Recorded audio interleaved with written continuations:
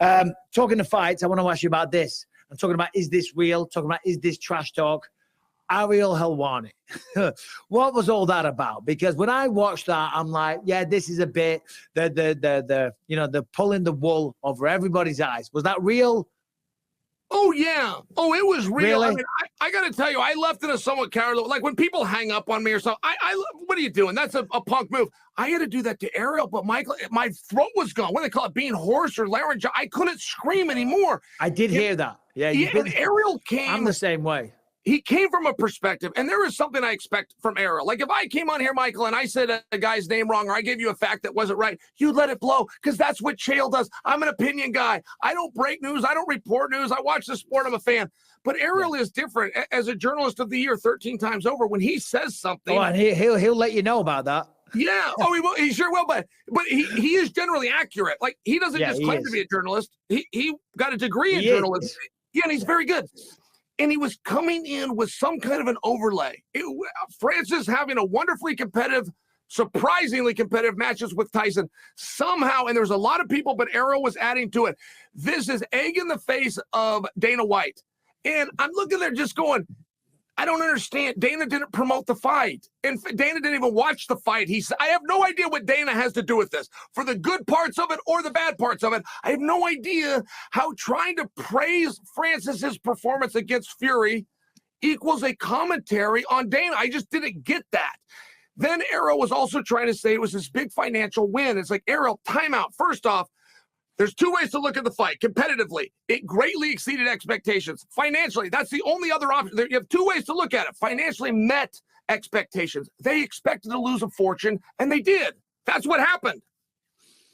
Is it true? But what was it, like 60,000 pay-per-views in the States? You know, and there's all this talk of 10 million, 20 million. God knows what the real number is. I'm sure he did very, very well, and God bless him. Good for him, you know. But, I mean, listen, who cares? It is what it is. He's not with the UFC anymore. They tried to make a deal. They couldn't come to an agreement. It's done. It's over. He's gone off. He's with doing his boxing. He's with the PFL. To your point, Ariel loves to bring it up and try and stir the pot a little bit. And obviously there's some hard feeling there from Ariel Helwani. I don't know why he gets on his high horse about it, but, hey, it is what it is. It is what it is. Well, it kind of was one of these strange situations. And you asked me, was that number real? And what was reported was 75,000. And no, it wasn't. 75 was extremely lofty. Now, North American pay-per-view, yes, North American pay-per-view is not what it used to be, though. Like if you came through 2010, 2012, it's a completely different business. But in front of everything else, they pirate so much stuff. It's very tough in North America from a security standpoint. Now, I'm having a different conversation than the one we are, but no, the 75,000 was grossly inflated. And Michael, I got to tell you, I work for ESPN. The fight was on ESPN. I planned to watch the fight.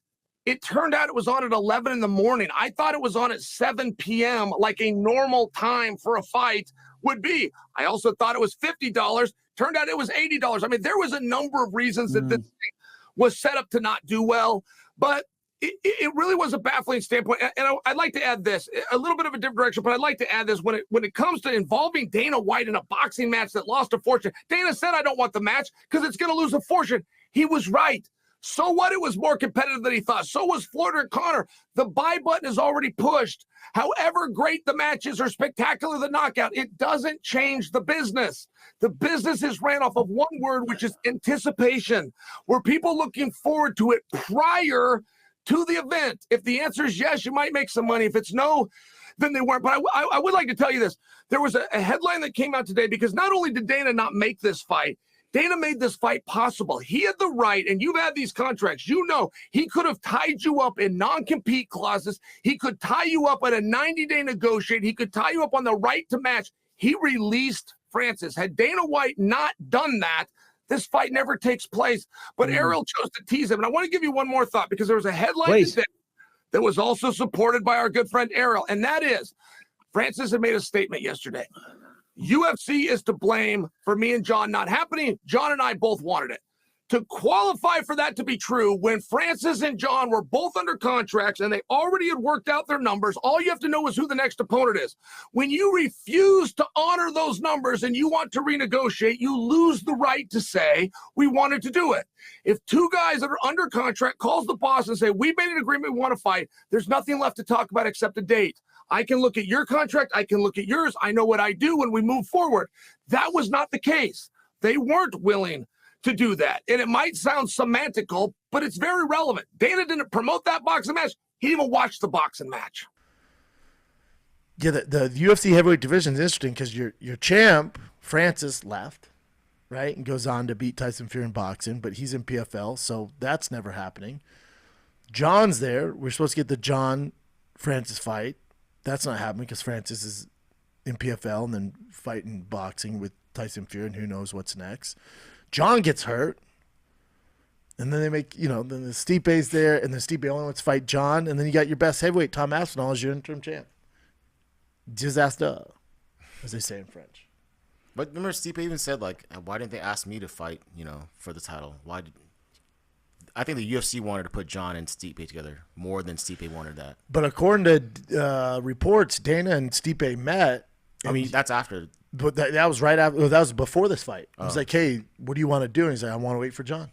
Well, that's weird. If I'm the UFC, I'm like, cool, we can do that.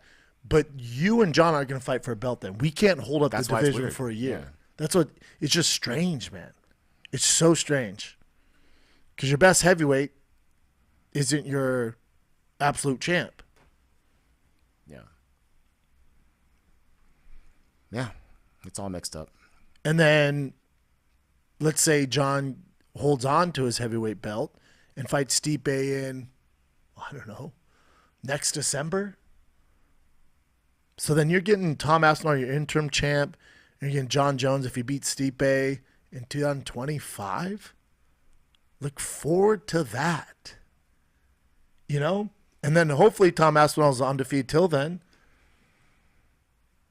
It's just it's a weird, confusing thing. It doesn't make a lot of sense to me.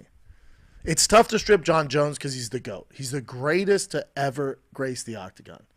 He's the best of the best. He's the greatest of all time, bar none. It's tough to strip that guy.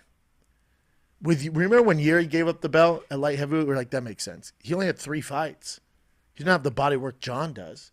It's tough to go up to John, whether he likes it or not, and go, give me that belt. Why? I beat Cyril Gane.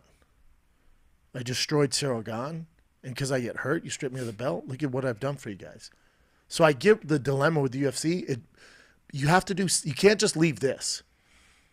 Where Tommy's, doing his thing over here, beating all these contenders, and then John, just because of his legacy, he's over here and just hangs on to the heavyweight belt.